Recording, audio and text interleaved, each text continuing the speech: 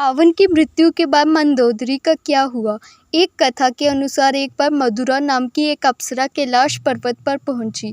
तब देवी पार्वती वहां नहीं थी। अवसर पाकर वह अप्सरा भगवान शिव को आकर्षित करने का प्रयास करने लगी। जब देवी पार्वती कैलाश पहुंची तो महादेव की देह की भस्म को मधुरा के शरीर पर देखकर बहुत क्रोधित होगी और मधुरा को मेंढक बनने का श्राप दे दिया और मधुरा से कहा कि आने वाले 12 वर्षों तक तुम्हें मेंढक के रूप में ही रहना होगा।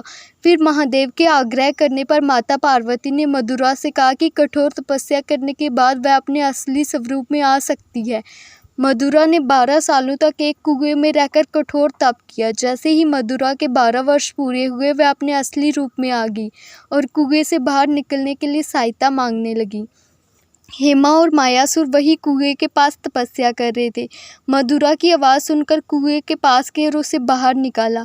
बाद में उन दोनों ने मधुरा को गोद ले लिया और उसका नाम मंदोदरी रखा। एक बार रावण की नज़र मंदोदरी पर पड़ जाती है। वह मंदोदरी की सुंदरता देखकर मोहित हो जाता है, जिसके बाद रावण मायासुर से उसकी बेटी मंदोदरी के साथ विवाह करने का प्रस्ताव रखता है, लेकिन मायासुर मना कर देता है। पर रावण हार नहीं मानता। वह मंदोदरी से ज़बरदस्ती शादी करने का फैसला करता है। मंदोदरी जानती थी कि रावण बहुत शक्तिशाली है, उसे कोई नहीं हरा सकता। इसीलिए अपने माता पिता की रक्षा के लिए मंदोदरी ने रावण से विवाह कर लिया। रावण से विवाह के बाद मंदोदरी ने 3 पुत्रों को जन्म दिया, अक्षय कुमार, मेघनाथ और अतिकाय। मंदोदरी रावण के बुरे कामों से अच्छी तरह परिचित थी। वह हमेशा रावण को अच्छाई के मार्ग पर चलने की सलाह देती, पर रावण अपने अहंकार के कारण उसकी बात कभी नहीं सुनता। जब रावण सीता का हरण कर लाया तभी मंदोदरी ने उसका विरोध किया और सीता को वापस लौट आने को कहा, पर रावण ने मंदोदरी की बात नहीं सुनी। लेकिन जब रावण और राम जी के बीच युद्ध हुआ तो मंदोदरी ने एक अच्छी पत्नी की तरह रावण का साथ दिया और रावण के जीवित लौट आने की कामना करती रही।